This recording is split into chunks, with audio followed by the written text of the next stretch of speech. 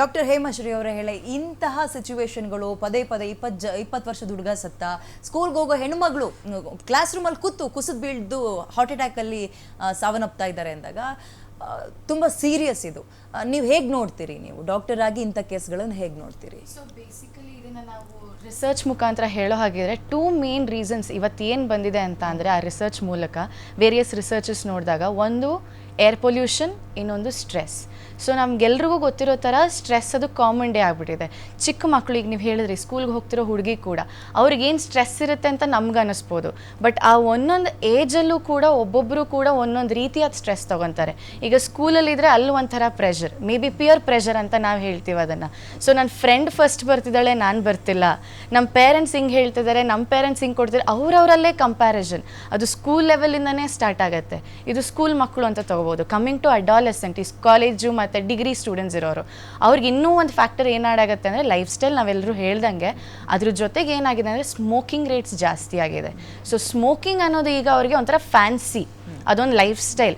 Smoke ಮಾಡಿಲ್ಲ ಅಂತ ಅಂದರೆ ನಿನಗೇನು ಗೊತ್ತಿಲ್ಲ, you are not fit to be in my circle. So ಈ ಥರ ಎಲ್ಲ ಒಂದು ಕಂಪ್ಯಾರಿಸನ್ ಸ್ಟಾರ್ಟ್ ಆಗಿರೋದ್ರಿಂದ ಏರ್ ಪೊಲ್ಯೂಷನ್ಸ್ ಇರ್ಬೋದು, ಲೈಫ್ ಸ್ಟೈಲ್ ಇರ್ಬೋದು, ಈ ಮಿನಿಮಲ್ ಸ್ಟ್ರೆಸ್ಗಳೇ ಈಗ ಕ್ರಾನಿಕ್ ಸ್ಟ್ರೆಸ್ ಅಂತ ಆಗ್ತಾ ಇದೆ. ಕ್ರಾನಿಕ್ ಸ್ಟ್ರೆಸ್ ಅಂತಂದರೆ ಪ್ರೊಲಾಂಗ್ಡ್ ಸ್ಟ್ರೆಸ್ ಅದು. ಸೊ ಅದು ನಮಗೆ ಗೊತ್ತಾಗಲ್ಲ. ಈಗ ಯಾವುದೇ ಮ್ಯಾಮ್ ಹೇಳ್ದಂಗೆ ಯಾವುದೂ ಕೂಡ ಅದರಷ್ಟಕ್ಕೆ ಅದೇ ತಾನೇ ಸಡನ್ನಾಗಿ ಬರಲ್ಲ. ತುಂಬ ಫ್ಯಾಕ್ಟರ್ಸ್ ಇರುತ್ತೆ ನಿಮಗೆ ಸ್ಟ್ರೆಸ್ ಆಗಿದೆ ಅಂತ ತೋರಿಸೋದಕ್ಕೆ. ಸುಮ್ಮನೆ ಒಂದು ಎಕ್ಸಾಂಪಲ್ ಹೇಳಂಗಿದ್ರೆ, ಎದೆ ಉರಿ ಅನ್ನೋದು ಕಾಮನ್. ಯಾವಾಗ ನಾವು ತಿಳ್ಕೊಂಡಿರೋದು ಇಲ್ಲಿ ಬರ್ನಿಂಗ್ ಸೆನ್ಸೇಷನ್ ಆಗುತ್ತೆ ಅಂತ ಅನ್ನೋದು ನಾವು ಗ್ಯಾಸ್ಟ್ರಿಕ್ ಅನ್ಕೊಂತೀವಿ. But actually majority of the times food ಸರಿ ಇಲ್ಲ ಅಂತ ಅಂದಾಗ it will be a gastric. But that would be the one most important factor ಎಲ್ಲಿ ನಿಮಗೆ ಫಿಸಿಯೋಲಾಜಿಕಲ್ ಚೇಂಜಸ್ ಆಗ್ತಾ ಇದೆ ಡ್ಯೂ ಟು ಸ್ಟ್ರೆಸ್. ನಿಮಗೆ ಸ್ಟ್ರೆಸ್ಸಿಂದ ನಿಮ್ಮ ಬಾಡಿನಲ್ಲಿ ಚೇಂಜಸ್ ಆಗ್ತಿದೆ ಅಂತ ಅರ್ಥ ಆಗುವಂಥ ಫಸ್ಟ್ ಸ್ಟೆಪ್ ಅಂತ ನಾವು ಅದನ್ನು ಕನ್ಸಿಡರ್ ಮಾಡ್ತೀವಿ.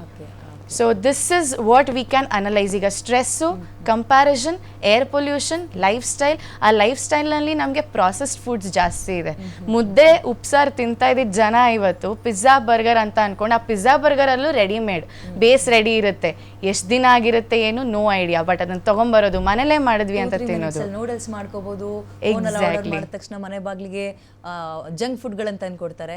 ತುಂಬಾ ಲೈಫ್ನ ಈಸಿ ಮಾಡ್ಕೊಳ್ತಾ ಇದೀವಿ, ಕಾಯಿಲೆಗಳು ನಮ್ಮನ್ನು ತುಂಬಾ ಈಸಿಯಾಗಿ ತಗೊಳ್ತಾ ಇದ್ದಾವೆ ಅಂತ. ಎಸ್ ಮೇಡಮ್, ಡಾಕ್ಟರ್ ಸೌಜನ್ಯ, ನನ್ನ ಪ್ರಶ್ನೆ ಈಗ ನಿಮ್ಗೆ ಕೇಳಿಸ್ತಾ ಇದ್ರೆ, ನನ್ನ ಧ್ವನಿ ಕೇಳಿಸ್ತಾ ಇದ್ರೆ, ನೀವು ಆಲ್ರೆಡಿ ಹೇಳ್ತಾ ಇದ್ರಿ ಯಾಕೆ ಇತ್ತೀಚೆಗೆ ಇಂಥ ಕೇಸ್ಗಳು ಜಾಸ್ತಿ ಆಗ್ತಾ ಇದೆ ಅಂತ. ಇನ್ನೊಂದ್ಸಲ ಎಕ್ಸ್ಪ್ಲನೇಷನ್ ಕೊಡ್ಬೋದಾ ಮೇಡಮ್? ಅದು ನೋಡಿ, ಒಂದೇನಾಗಿದೆ ಅಂತ ಹೇಳಿದ್ರೆ ನಾವು ಸ್ಟ್ರೆಸ್ ಅನ್ನ ನಾರ್ಮಲೈಸ್ ಮಾಡ್ಬಿಟ್ಟಿದ್ದೀವಿ. ಏನು ಹಲೋ ನಿಮ್ಗಲ್ಲ ಮೇಡಮ್, ಕೇಳಿಸ್ತಿದ್ಯಾ ಮೇಡಮ್? ಹಲೋ, ಕೇಳಿಸ್ತಾ ಇದೆ, ಮಾತಾಡಿ ಮೇಡಮ್. ಹಲೋ ಹಲೋ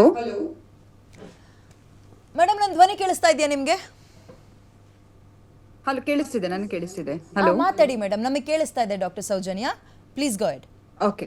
ಸೊ ಏನ್ ಮಾಡಿದ್ವಿ ಮುಂಚೆ ಅಂತ ಹೇಳಿದ್ರೆ, ಸ್ಟ್ರೆಸ್ ಅನ್ನೋದನ್ನ ಇವಾಗ ನಾವು ನಾರ್ಮಲೈಸ್ ಮಾಡ್ಬಿಟ್ಟಿದ್ವಿ. ಸ್ಟ್ರೆಸ್ ಅನ್ನೋದು ಬರೀ ನಾವೇನೋ ನನ್ನ ಲೈಫಲ್ಲಿ ಏನೋ ಆಗ್ತಾ ಇದೆ ಅಥವಾ ಏನೋ ಸುತ್ತಮುತ್ತ ನಡೀತಾ ಇರ್ತಕ್ಕಂಥದ್ದಾಗಿರ್ಬೋದು, ಅದರಿಂದ ಸ್ಟ್ರೆಸ್ ಅಂತ ಆಗೋದಿಲ್ಲ. ನೋಡಿ, ಬೆಳಗ್ಗೆ ಎದ್ದ ತಕ್ಷಣ ನಾವೇನ್ ಮಾಡ್ತೀವಿ, ಡೊಪಮೈನ್ ಡಿಸ್ಟ್ರಪ್ಷನ್ ಆಗುತ್ತೆ ಅಂತ ಹೇಳಿದ್ರೆ, ಬೆಳಗ್ಗೆ ಎದ್ದ ತಕ್ಷಣ ಮೊಬೈಲ್ ನೋಡೋದು, ಯಾವಾಗ ನಾವು ಈ ಸೋಷಿಯಲ್ ಮೀಡಿಯಾ, ಇನ್ಸ್ಟಾಗ್ರಾಮ್ ಅದು ಇದು ನೋಡ್ತೀವಿ, ನಮ್ ಡೊಪಮೈನ್ ಸ್ಟ್ರೈಕ್ ಆಗ್ತಾ ಹೋಗುತ್ತೆ.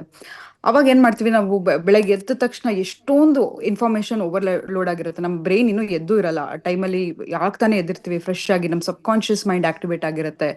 ಆಗ ಯಾವ್ದಾದ್ರು ಇನ್ಫಾರ್ಮೇಶನ್ ನೋಡೋದು, ನ್ಯೂಸ್ಗಳು ನೋಡೋದು, ಅಥವಾ ಇನ್ಸ್ಟಾಗ್ರಾಮ್ ಅಲ್ಲಿ ವಾಟ್ಸ್ಆಪ್ ಅಲ್ಲಿ ಮೆಸೇಜಸ್ಗಳನ್ನು ನೋಡೋದು, ಅದು ನಿಜನೋ ಸುಳ್ಳು ಗೊತ್ತಿರಲ್ಲ. ಈ ಎಲ್ಲಾ ಇನ್ಫಾರ್ಮೇಶನ್ ಓವರ್ಲೋಡ್ ಆಗಿರೋದ್ರಿಂದ ಕೂಡ ನಮಗೆ ಆಂಗ್ಸೈಟಿ ಸಬ್ ಕಾನ್ಶಿಯಸ್ಲಿ ಡೆವಲಪ್ ಆಗ್ತಾ ಹೋಗುತ್ತೆ. ಮತ್ತೆ ಏನ್ ಮಾಡ್ತಿದೀವಿ ನಾವು, ಸ್ಟ್ರೆಸ್ ಅನ್ನ ನಾರ್ಮಲೈಸ್ ಮಾಡ್ಬಿಟ್ಟಿದೀವಿ. ವೇರಿಯಸ್ ಸ್ಪೆಕ್ಟ್ರಮ್ ಆಫ್ ಫೀಲಿಂಗ್ಸ್ ಇರುತ್ತೆ ಮನುಷ್ಯನಿಗೆ. ಆದ್ರೆ ಏನ್ ಮಾಡ್ತಿದೀವಿ ಅಂತ ಹೇಳಿದ್ರೆ, ನೋಡಿ, ಇವಾಗ ನಾನು ಟ್ರೈನ್ ಅನ್ನು ಹಿಡಿಬೇಕು ಅಂತ ಹೇಳಿದ್ರೆ ನನಗೊಂದು, ನಾನು ಆನ್ ಟೈಮ್ ರೀಚ್ ಆಗ್ತೀನೋ ಇಲ್ವೋ ಅನ್ನೋದೊಂದು ಚಿಕ್ಕ ಆಂಗ್ಸೈಟಿ ಇರುತ್ತೆ. ಇದೆಲ್ಲ ನಾರ್ಮಲ್. ಆದ್ರೆ ಸದಾ ನಮಗೆ ಯಾವಾಗ್ಲೂ ನಮ್ಮ ಬ್ರೈನ್ ಯಾವಾಗ್ಲೂ ಹೇಗಿರುತ್ತಪ್ಪ ಅಂತಂದ್ರೆ, ಫೈಟ್ ಆರ್ ಫ್ಲೈಟ್ ರೆಸ್ಪಾನ್ಸ್ ಅಲ್ಲಿ ಇರುತ್ತೆ. ಎಕ್ಸಾಂಪಲ್, ಯಾರೋ ಒಬ್ರು ರಾತ್ರಿ ಬಾಗ್ಲು ತಟ್ಟಿದ್ರು ಅಂತ ಇಟ್ಕೊಳ್ಳೋಣ, ನನ್ನ ಬ್ರೈನ್ ನನಗೆ ಹೇಳ್ತಾ ಇರುತ್ತೆ, ನೋಡಿ ಏನೋ ಒಂದು ಥ್ರೆಟ್ ಇದೆ ಅಂತ ಹೇಳಿ. ಆಗ ನಾನು ಅನುಮಾನಾಸ್ಪದದಿಂದ ನಾನು ಬಾಗ್ಲನ್ನು ಓಪನ್ ಮಾಡೋಕ್ಕಿಂತ ಮುಂಚೆ ಯಾರಿದ್ದಾರೆ ಏನು ಅಂತ ನೋಡ್ತೀನಿ. ಹಾಗೆ ನಮ್ಮ ಬ್ರೈನ್ ಯಾವಾಗ್ಲೂ ಎಚ್ಚರಿಸ್ತಾ ಇರುತ್ತೆ. ನಾವು ಯಾವಾಗ್ಲೂ ಸದಾ ಯಾಕೆ ನಕಾರಾತ್ಮಕ ಯೋಚನೆ ಮಾಡ್ತಿರ್ತೀವಿ ಅಂತ ಹೇಳಿದ್ರೆ ನಮಗೆ ನಮ್ಮ ಬಾಡಿ ಯಾವಾಗಲೂ ಫೈಟ್ ಆರ್ ಫ್ಲೈಟ್ ರೆಸ್ಪಾನ್ಸ್ ಅಲ್ಲಿ ಇರುತ್ತೆ. ಸೊ ಇದನ್ನ ನಾವು ಏನ್ ಮಾಡ್ತಿದೀವಿ ಅಂತ ನಾರ್ಮಲೈಸ್ ಮಾಡ್ಬಿಡ್ತಾ ಇದೀವಿ. So excess use of phone ಆಗಿರ್ಬೋದು, ಮೊಬೈಲ್ ಆಗಿರ್ಬೋದು, ಇದೆಲ್ಲವೂ ಕೂಡ ನಮ್ಮ ಸ್ಟ್ರೆಸ್ ಡೆವಲಪ್ ಮಾಡ್ತಾ ಹೋಗ್ತಾ ಇದೆ. ಸೊ ಇದಕ್ಕೆ ನಾವು ಏನ್ ಮಾಡ್ಬೇಕು ಅಂತ ಹೇಳಿದ್ರೆ ಗ್ರೌಂಡಿಂಗ್ ಅನ್ನ ಆಕ್ಟಿವಿಟೀಸ್ ಅನ್ನ ಆಕ್ಟಿವೇಟ್ ಮಾಡ್ಬೇಕಾಗತ್ತೆ. ಯಾಕಂತ ಹೇಳಿದ್ರೆ ಡೈಲಿ ಯೋಗ ಮಾಡೋದಾಗಿರ್ಬೋದು, ಎಕ್ಸರ್ಸೈಸ್ ಮಾಡೋದಾಗಿರ್ಬೋದು, ಮೈಂಡ್ಫುಲ್ನೆಸ್ ಆಗಿರಬಹುದು, ಮೆಡಿಟೇಷನ್ ಅನ್ನೋದು ಮುಂಚೆ ಆಪ್ಷನ್ ಆಗಿದೆ. ಈಗ ದೇಹಕ್ಕೆ ಹೇಗೆ ಸ್ನಾನನೋ ಮನಸ್ಸಿಗೆ ಸ್ನಾನ ಏನಪ್ಪಾ ಅಂತ ಹೇಳಿದ್ರೆ ಮೆಡಿಟೇಷನ್. ಮತ್ತೆ ಒಂದಿಷ್ಟು ಜನ ಫ್ರೆಂಡ್ಸ್ ಅನ್ನ ರಿಯಲ್ ಮೀಟಿಂಗ್ ಅನ್ನ ಮಾಡಕ್ ಶುರು ಮಾಡಿ. ನೀವು ಯಾವಾಗ ನಿಮ್ಮ ಫ್ರೆಂಡ್ಸ್ ಅನ್ನ ಮೀಟ್ ಮಾಡ್ತೀರಾ, ನಿಮ್ಮ ಸುತ್ತಮುತ್ತ ನೀವು ಪ್ರೀತಿ ಮಾಡೋ ಜನ ಇರ್ತಾರೆ, ನಿಮ್ಮ ಸೆರೋಟೋನಿನ್ ಇಂಪ್ರೂವ್ ಆಗ್ತಾ ಹೋಗುತ್ತೆ. ಮತ್ತೆ ಎಕ್ಸರ್ಸೈಸ್ ಅನ್ನ daily, it is very very important. ಯಾಕಂತ ಹೇಳಿದ್ರೆ ನಮಗೆ ಏನಂತ ಹೇಳಿದ್ರೆ ಈಗ ಹೇಗೆ ನಾವು ಬಾಡಿಗೆ ಒಂದು ವೆಯ್ಟ್ ಅನ್ನ ಎತ್ತಾ ಇದೀವಿ ಅಂತ ಹೇಳಿದ್ರೆ ನನ್ನ ಬಾಡಿಗೆ ನಾನು ಹೇಳ್ತಾ ಇದೀನಿ ಇದು 30 ಸೆಕೆಂಡ್ಸ್ ಮಾತ್ರ ನಾನು ಈ ವೆಯ್ಟ್ ಅನ್ನ ಎತ್ತದು ಅಂತ. ಹಾಗೆ ಬಾಡಿ ಮತ್ತೆ ಮೈಂಡ್ ಹ್ಯಾಂಡ್ ಇನ್ ಹ್ಯಾಂಡ್ ಹೋಗುತ್ತೆ. ಯಾವುದೇ ತರ ಸಿಚುಯೇಷನ್ ಆಗ್ಲಿ, ಕಷ್ಟ ಬಂದಾಗ್ಲೂ ನಾನು ಹೇಗೆ ನನ್ನ ಬಾಡಿಯನ್ನ ಟ್ರೈನ್ ಮಾಡ್ತಿದ್ದೀನೋ ನನ್ನ ಮೈಂಡ್ ಕೂಡ ಹಾಗೆ. ಇದು ಕಷ್ಟ ಬಂದಿರೋದು ಈಗ ಪಿರಿಯಾಡಿಕಲ್ಲಿ ಅಷ್ಟೇ, ಈಗ ಒಂದ್ ಸ್ವಲ್ಪ ದಿನ ಮಾತ್ರ ನಂಗೆ ಈ ಕಷ್ಟ ಇರುತ್ತೆ, ಆಮೇಲೆ ಆ ಕಷ್ಟ ಕ್ರಮೇಣವಾಗಿ ಕಡಿಮೆ ಆಗ್ತಾ ಹೋಗುತ್ತೆ ಅನ್ನೋದನ್ನ ನಾನು ನನ್ನ ಬ್ರೈನಿಗೆ ಹೇಳ್ಕೊಡ್ತಾ ಹೋಗ್ತೀನಿ. So it is very important. ಈ ಫೋನ್ ಆಗಿರ್ಬೋದು, ಮೊಬೈಲ್ ಆಗಿರ್ಬೋದು, ಅದನ್ನೆಲ್ಲವನ್ನು ಲಿಮಿಟೇಷನ್ ಅಲ್ಲಿ ಇಡಿ.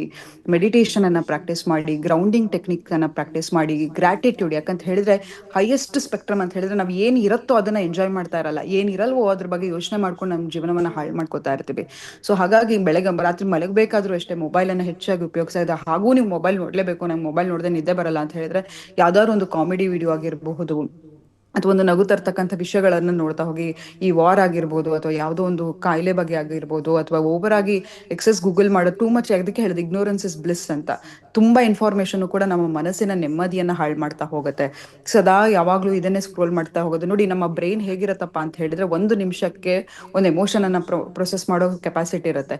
ಈಗ ಮೊಬೈಲ್ ಅಲ್ಲಿ ನೀವು ಒಂದು ಇನ್ಸ್ಟಾಗ್ರಾಮ್ ಅಲ್ಲಿ ಒಂದು ವಿಡಿಯೋ ನೋಡ್ತಾ ಇದ್ದೀರಾ ಅಂತ ಹೇಳಿದ್ರೆ ಮಲ್ಟಿಪಲ್, ಯಾಕಂತ ಹೇಳಿದ್ರೆ ಈಗ ಒಂದು ಖುಷಿ ವಿಡಿಯೋ ನೋಡ್ತೀರಾ, ಇನ್ನೊಂದು ನೆಕ್ಸ್ಟ್ ಮೂಮೆಂಟ್ ಒಬ್ರು ಬೇಜಾರು ವಿಡಿಯೋ ನೋಡ್ತೀರಾ, ಅಥವಾ ಯಾರೋ ಒಬ್ಬ ಜಂಪ್ ಮಾಡ್ತಿರ್ತಾನೆ, ಒಂದು ಡೊಪಮೈನ್ ರಶ್ ಆಗುತ್ತೆ, ಯಾರೋ ಒಬ್ರಿಗೆ ಹೆಲ್ಪ್ ಮಾಡ್ತಿರ್ತಾನೆ, ಸೆರೋಟೋನಿನ್ ರಿಲೀಸ್ ಆಗುತ್ತೆ, ಆಕ್ಸಿಟೋಸಿನ್ ರಿಲೀಸ್ ಆಗುತ್ತೆ. ಈ ತರ multiple neuro transmitter chemical release ಆಗ್ತಾ ಇದ್ರೆ ನಮ್ಮ ಬ್ರೈನ್ ಅದನ್ನ ಪ್ರೊಸೆಸ್ ಮಾಡೋ ಶಕ್ತಿ ಇರಲ್ಲ 1 ಮಿನಿಟ್ ಅಲ್ಲಿ.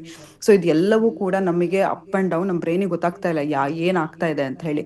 ಇದೆಲ್ಲವೂ ಮನುಷ್ಯನನ್ನ ಒಂದು ಡಿಪ್ರೆಷನ್ಗೆ, ಆಂಗ್ಸೈಟಿಗೆ ತಳ್ತಾ ಇದೆ.